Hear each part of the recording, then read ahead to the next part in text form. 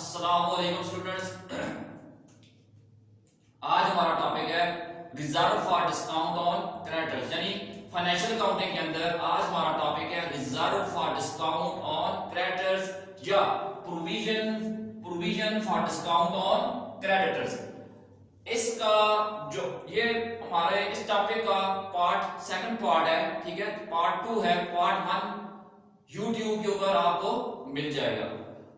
Part 1 में जो चीजें हमने डिस्कस की हैं उनको आज हम डिटेल में यानी लॉजिकली डिस्कस करेंगे कि reserve for discount on creditors को लॉजिकली डिस्कस करेंगे, ठीक है, कि इसकी हैंडलिंग फाइनेंशियल स्टेटमेंट के अंदर कैसे होती है, यानी trading profit and loss account के अंदर कैसे इसको लिखेंगे और कहां लिखेंगे, और बैलेंस शीट के अंदर इसको कहां पे लिखेंगे, ठीक है। तो आगे फर्ज करें कि हमारे पास सन 2019 है, ठीक है, ये हमारे पास सन 2019 है, ठीक है। सन 2019 को हमने 10,000 रुपए की चीजें खरीदी थी ऑन अकाउंट, उधार पे, ठीक है। ये फर्जी बात देख ली हमने कि good purchase on account for ₹10,000 on account, और क्या खरीदी, जून 2019 को खरीदी है, किसी भी डेट, फर्ज करें 15 जून 2019 को हमने 10,000 रुपए की चीजें उधार पे खरीदी हैं, ठीक है। एंट्री क्या की होगी उस वक्त हमने कहा होगा purchases to creditors, purchases account to creditors account, कितना 10,000 और नरेशन लिख दी है गुड्स परचेज ऑन अकाउंट, ये चीजें हमने उधार में खरीदी, ठीक है। फिर क्या हुआ कि और परचेज चीजें खरीदी, सेल्स हुई, डिस्काउंट दिए, जो कुछ भी हुआ उस बात को छोड़ दें। जैसे ही हमारे पास सन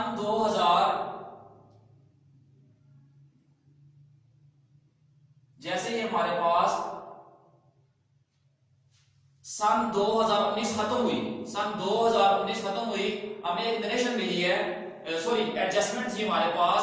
अब हमें ये कहा गया कि create reserve for discount on creditors 10% at the rate of 10%, at the rate of 10% ना करें 5%, ठीक है, ये 5% कर रहे हैं। तो रिजर्व फॉर, क्योंकि पिछले टॉपिक में 5% डिस्कस किया था तो इधर भी 5% को लेकर चलते हैं।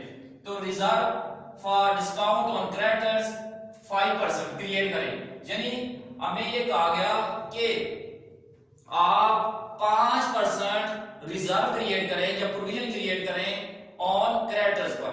रिजर्व फॉर डिस्काउंट ऑन या provision for discount on creditors का मतलब ये होता है कि फ्यूचर में हमें जब हम पैसे देने जाएंगे तो हमें उस वक्त कितना हमें डिस्काउंट मिलेगा, तो जितना डिस्काउंट हमें मिलेगा, ठीक है, अब 5% है, 10%, 10,000 का 5% कितना बनता है, 500 बनता है।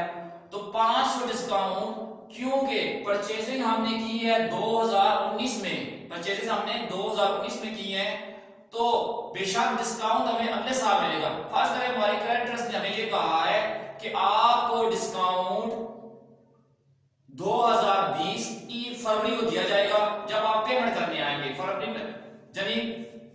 फरवरी में आप पेमेंट करने जाएंगे तो आपको क्या होगा कि यानी क्रेडिटर्स ने हमें ये कहा कि आप हमें चले ऐसे कर रहे हैं कि क्रेडिटर्स ने हमें ये कहा कि जनवरी में पेमेंट करना, 2020 की जनवरी में पेमेंट करना, आपको 5% डिस्काउंट मिल जाएगा।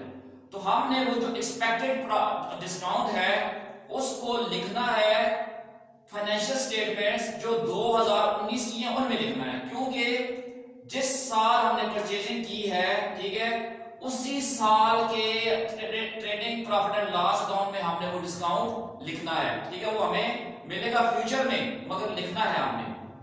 तो 2000 ये देखें trading profit and loss account 2019 का मैंने बनाया, ठीक है, और reserve for discount on creditors, ये क्रेडिटर्स को शॉर्ट करके लिखा है, ये 5 रुपए यहाँ पे हमने लिख दिया।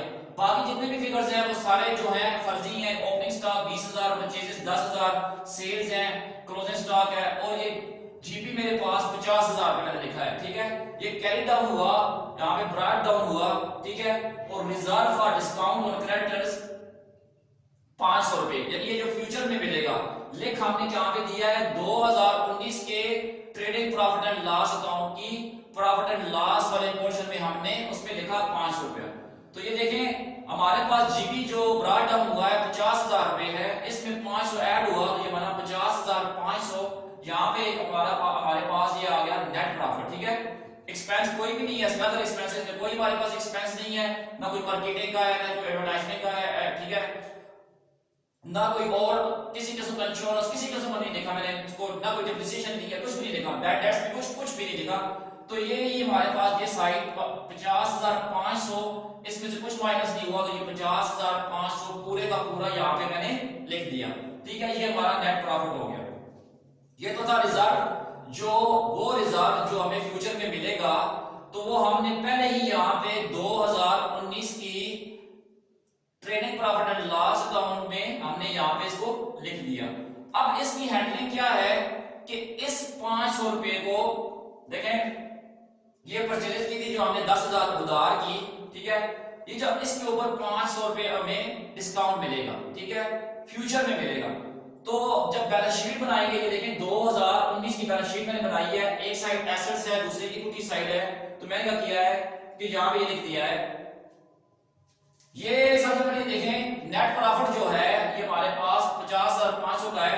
कैपिटल मैंने फर्जी लिया है 3 लाख रुपए का, ठीक है, और ऐड कर दिया इसमें नेट प्रॉफिट 50,500, और ये बन गया हमारे पास 3,50,500 हमारा कैपिटल, यानी कैपिटल प्लस प्रॉफिट, तो ये हमारे पास नेट कैपिटल आ गया हमारे पास, ठीक है। यानी टोटल अमाउंट हमारे पास कैपिटल और प्रॉफिट मिल गए, ये आ गई है। बताना ये चाह रहा था आपको कि ये क्रेडिटर्स है हमारे पास, ठीक है, क्रेडिटर्स। तो क्रेडिटर्स में से लेस कर देंगे आप एडजस्टमेंट वाली, जो 2019 के एडजस्टमेंट में हमें एडजस्टमेंट दी गई थी कि क्रिएट रिजर्व फॉर डिस्काउंट या provision for discount on creditors, वो 5% हमने ये वाला 500 रुपया, ये देखें क्रेडिटर्स में से बैलेंस शीट की इक्विटी साइड के पे जो क्रेडिटर्स 10,000 के हमारे हैं, उसमें से हमने ये माइनस कर दी, तो हमारे पास क्रेडिटर्स नेट हो के आ गए। इतनी बात तो मैंने पार्ट 1 में भी ये सारी बातें डिस्कस हमने की हुई है, ठीक है। अब जरा इसको एक्सप्लेन करते हैं। एक्सप्लेनेशन किस चीज की करने जा रहे हैं, वो ये है कि जब reserve for discount on creditors, जब reserve for discount on creditors balance sheet में भी, सॉरी, हमारे पास ट्रायल बैलेंस में भी दिया हुआ हो, एडजस्टमेंट में भी दिया हुआ हो, तो फिर उसकी हैंडलिंग कैसे करते हैं। अब देखें 2019 की बैलेंस शीट के आइटम का हम एक ट्रायल बैलेंस बनाते हैं 31 दिसंबर 2019 को ही, इसका नाम है post closing trial balance. Balance sheet के आइटम का, क्योंकि नॉमिनल अकाउंट्स हम क्लोज कर चुके होते हैं, तो बैलेंस शीट के आइटम्स का ही हम एक ट्रायल बैलेंस बनाते हैं। ये 31 दिसंबर 2019 को हम बनाएंगे। यही हमारा 1 जनवरी 2020 को ये ट्रायल बैलेंस हमें अवेलेबल होगा, ठीक है। इसको लेकर हम क्या करेंगे, आगे अपना काम स्टार्ट कर देंगे। कैसे वो बताता हूं। तो देखें ये मैंने फर्जी चीजें ली हैं, यानी फर्जी मतलब कि 3 आइटम मैंने लिए हैं जो हमारे टॉपिक से रिलेटेड है। एक कैपिटल ले लिया है मैंने 3,50,500 ये वाला, एक क्रेडिटर्स ले लिए जिनको हमने पैसे देने हैं, और एक reserve for discount on creditors. वो देखें मैंने यहाँ पे नेट करके नहीं लिए, मैंने ट्रायल बैलेंस की डेबिट साइड पे 500 रुपए के ले लिए, ठीक है। तो ये 500 रुपया के जो क्रेडिटर, ये हमारे पास reserve for discount on creditors है, ये इधर लिख लिया। अब ये हमारे पास 2020 यानी 31 दिसंबर 2019 का जो पोस्ट क्लोजिंग ट्रायल बैलेंस है, वही हमारा 2020 का फर्स्ट जनवरी 2020 को जो हमें ट्रायल बैलेंस अवेलेबल होगा, वो भी यही होगा, सिर्फ डेट का फर्क होगा, ठीक है। मंथ और डेट का फर्क होगा, एक दिन का फर्क है, तो ये हमारे पास ट्रायल बैलेंस अवेलेबल है, ठीक हुआ। अब समझाने की बात ये आपको कि हमने क्या किया सन 2020 में, ठीक है, सन 2020 में हम गए, जनवरी में हम नहीं जा सके, हम उस बंदे को पेमेंट नहीं कर सके 10,000 रुपए की, हमने क्या किया फरवरी में पेमेंट कर दी। बंदा अच्छा था, एक बात कर रहा हूं मैं आपको सिर्फ समझाने के लिए बात कर रहा हूं कि बंदे अच्छे थे जो हमारे जिनसे हमने उधार खरीदा था, उन्होंने कहा भाई तुमने जनवरी में पेमेंट नहीं की, तुम्हें हम 500 डिस्काउंट देते, ठीक है। अब तुमने क्योंकि फरवरी में पेमेंट की है, चलो अब तुम्हें 400 रुपए डिस्काउंट दे देते हैं, ठीक है। तो फरवरी में यानी जनवरी में पेमेंट नहीं की तो 500 रुपए डिस्काउंट नहीं मिला पूरा, हमने फरवरी में किया तो उन्होंने हमें क्या किया कि 400 रुपए डिस्काउंट दे दिया, ये एक फर्जी बात है, ठीक है। अच्छा अब क्या करेंगे कि अब क्या हुआ कि जैसे ही हमें डिस्काउंट मिला तो हम ये एंट्री करेंगे। अब क्रेडिटर्स को पेमेंट तो करनी है हमने, तो क्रेडिटर्स को डेबिट करें, ठीक है। क्रेडिटर्स 10,000, कैश हमारे पास से गई, कैश अकाउंट 9,600 गया और डिस्काउंट रिसीव अकाउंट करने 400 का, ठीक है। यहां पे नरेशन में लिख दें कि payment made to creditors and 400 discount receive and discount receive, ये इतना ही करना, ठीक है। यहां तक आपको बात अगर समझ आ गई है तो फिर आगे चलते हैं। ये बात हुई। अब ये देखें एक चीज और ले लेते हैं ताकि आपको बात मजीद समझ आ जाए। फर्ज करें एक ये हो गया, ठीक है। एक और ले लेते हैं, चलिए तो ऊपर ले लेता हूं, ठीक है। यहां पे फर्ज करें कि हमने सन 2020 में मजीद 20,000 की चीजें उधार पे खरीदी हैं, ठीक है। Goods purchase on account for ₹20,000 और आप क्या दें मार्च में खरीदी, अप्रैल में खरीदी, मई में, जब भी खरीदी कोई मसला नहीं। आप एंट्री करेंगे purchases to purchases account to creditors accounts, ये आ गया आपके पास 20,000, ठीक है। कितना आ गया 20,000, ये आ गया जी। अब क्या हुआ, ठीक है। और फर्ज करें कोई एंट्री भी नहीं हुई पूरे साल में, परचेज खरीद कुछ भी नहीं हुआ, थोड़ी देर फॉर टाइम नहीं है समझे, और कुछ भी नहीं हुआ, बस ये दो ट्रांजैक्शंस हुई है हमारे पास, ठीक है। फर्जी फर्जी बात कर रहा हूं मैं, तो या ये समझ लें कि हम हमारे मतलब कि ये दो ट्रांजैक्शंस हैं तो यही मैंने दी है, ठीक है। अब क्या करेंगे हम लोग, हमारे पास वो ट्रायल बैलेंस तो मौजूद है, ठीक है। अब हम क्या करेंगे कि इन एंट्रियों के हिसाब से भी हम एक नया ट्रायल बैलेंस बनाएंगे। आप होता है ना जर्नल बनाते हैं, फिर लेजर बनाते हैं, फिर ट्रायल बैलेंस बनाते हैं, तो 2020 में भी हम जर्नल बनाएंगे, ये एंट्री को जर्नल हो गया, लेजर में पोस्ट करेंगे, फिर हम क्या करेंगे उनको आगे जाकर ट्रायल बैलेंस बना लेंगे। एडजस्टमेंट नहीं, एडजस्टेड ट्रायल बैलेंस नहीं, ट्रायल बैलेंस बनाएंगे। अच्छा ये आया जी। अब ये देखें परचेजेस, परचेजेस का अकाउंट है हमारे पास, यहां पे कर लेते हैं हम, ये यहां पे कर लेते हैं, ठीक है। परचेजेस है तो कितना था जी 20,000, ठीक है। अच्छा जी रिजर्व फॉर डिस्काउंट ये 500, ठीक है। क्रेडिटर्स भी 20,000, कैपिटल वहां से जो पिछले साल का था वो उठा के मैं आ गया हूं, और परचेजेस यहां पे मैंने लिख दी है, डिस्काउंट। अब ये देखें जी, अब मैंने वो ट्रायल बैलेंस बनाया जब 2020 में हमने डिस्काउंट वसूल किया, क्रेडिटर्स को पेमेंट की, ये वाली एंट्री हुई, ठीक है।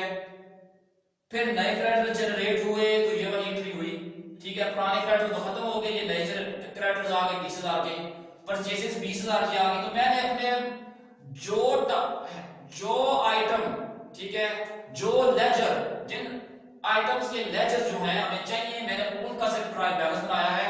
सन 2020 का ये ट्रायल बैलेंस है आपके पास, आप ये देख लें ये कैपिटल, वो पोस्ट प्रोजेक्ट ट्रायल बैलेंस में भी यही कैपिटल है, ठीक है। क्रेडिटर्स वो जो 10,000 के क्रेडिटर्स थे वो खत्म हो गए, वो हमारे पास से, वो हमने पेमेंट कर दी, उनका ट्रायल बैलेंस में अब कोई लेना देना नहीं है, वो क्रेडिटर्स अकाउंट क्लोज हो गया, ठीक है। ये क्रेडिटर्स हमारे पास ये 20,000 की लायबिलिटी। इधर reserve for discount on creditors, वो जो 500 रुपए का डिस्काउंट है, रिजर्व फॉर डिस्काउंट है पिछले उस पोस्ट को ट्रायल बैलेंस में, ठीक है। वही डेट से वही ट्रायल बैलेंस हमारा ओपनिंग ट्रायल बैलेंस होगा, इस साल का सिर्फ डेट चेंज कर देंगे 1 जनवरी 2019, ठीक है। वो है तो वो ये रिजर्व भी आ गया हमारे पास। इधर देखें ये वाला डिस्काउंट रिसीव, ये 400 का डिस्काउंट जो रिसीव किया हुआ आ गया है, और ये 20,000 की परचेजेस हैं, ठीक है। यानी एक क्रेडिटर्स का अकाउंट भी बना लिया मैंने इन क्रेडिटर्स का, ठीक है। डिस्काउंट रिसीव ये 400 जो वसूल किया, कैश में छोड़ दें हमें जी जरूरत फिलहाल, ठीक है। और परचेजेस का अकाउंट मैंने बना दिया, ये बना दिया। तो अब आपको बात ये समझ आ गई होगी कि अब हमारे पास ये ट्रायल बैलेंस है, ठीक है जी।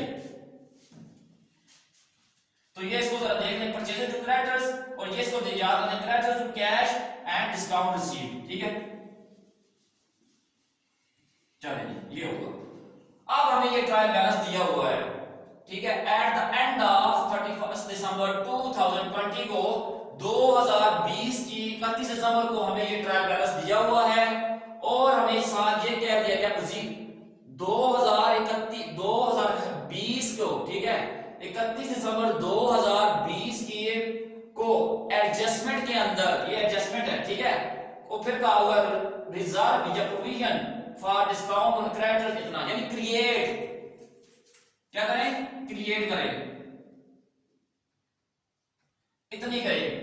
तो हमें ये दिया हुआ है जी। अब आपका क्वेश्चन यहां से स्टार्ट होता है कि जब reserve for discount on creditors trial balance के अंदर भी हो, reserve for discount on creditors adjustment के अंदर भी हो, तो फिर इसकी हैंडलिंग बैलेंस शीट के अंदर कैसे की जाएगी, ये है क्वेश्चन। ठीक है, ये क्वेश्चन था हमारा, अली ने भी किया, ठीक है, सुयासा सिंह ने भी किया, और पता नहीं किस किस ने किया, ठीक है, तो काफी सारे लोगों ने किया।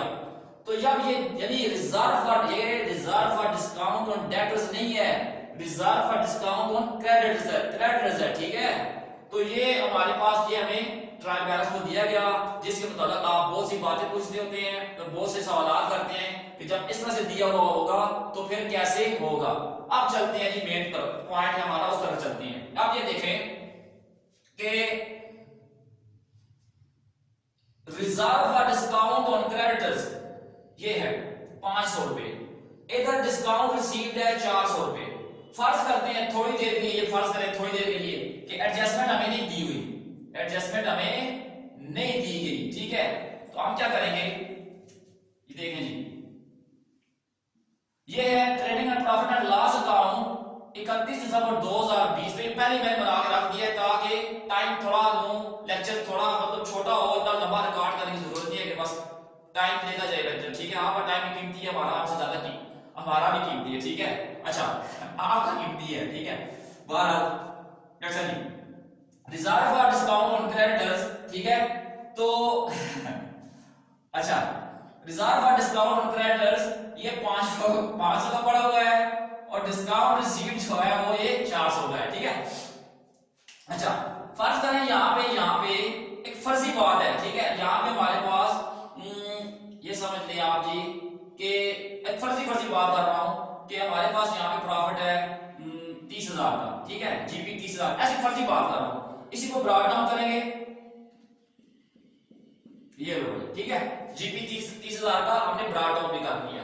अब ये देखें कि हमारे आपको तरीका ये बताया हुआ था फर्स्ट पार्ट के अंदर, हमने कहा था कि न्यू प्रोविजन, ठीक है, reserve for discount on creditors, ठीक है,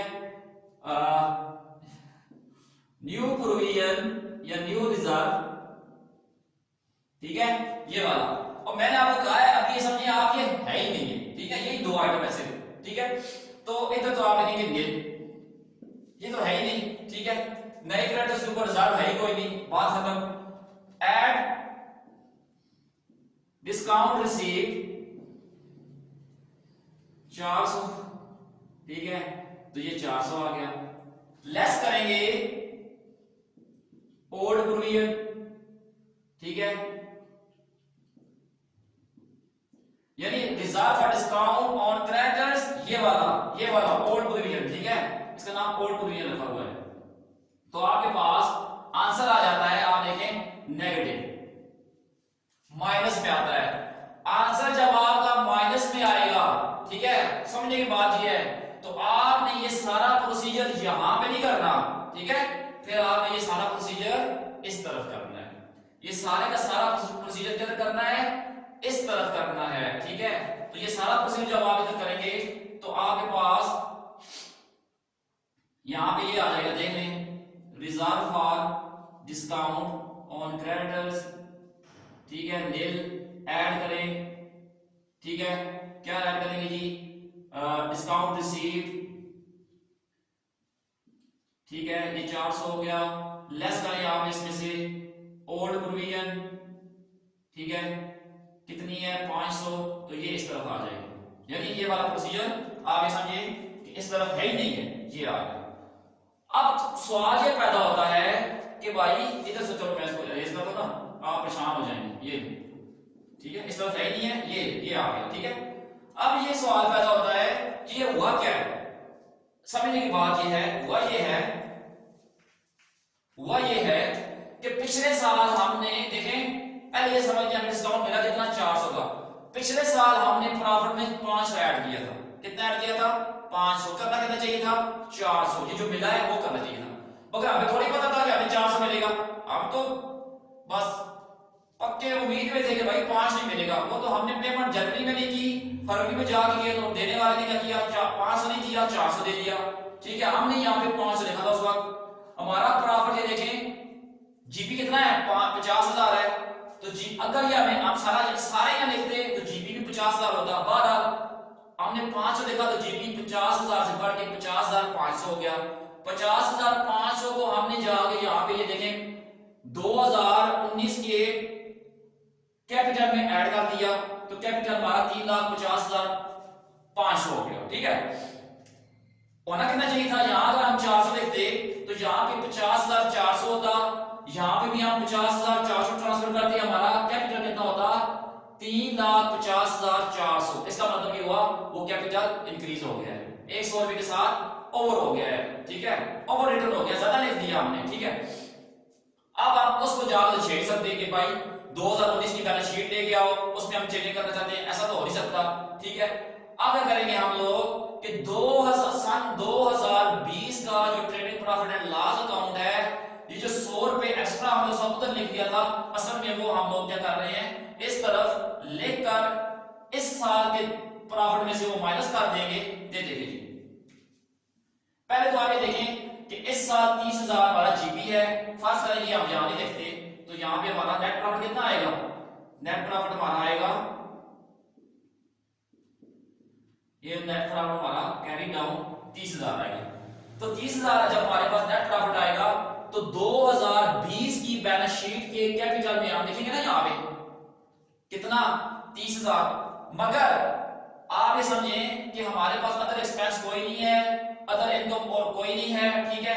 ये हमारे पास 30,000 था, इधर कुछ भी नहीं है, तो ये 30,000 हमने यहां लिखना था। मगर हुआ क्या कि हमने ये reserve for discount on creditors की प्रोविजन को हैंडल किया, ठीक है। तो और ये 100 रुपया यहां पे लिख दिया। तो भाई सन 2020 का जो नेट प्रॉफिट है वो ये देखें हमारे पास कितना होगा, 29,900 होगा। कितना होगा, 29,900 होगा, ठीक है। ये हम सन 2020 की बैलेंस शीट में यहां पे जाके यहां पे लिख देता हूं, ये देख लेंगे 29,900, ठीक है।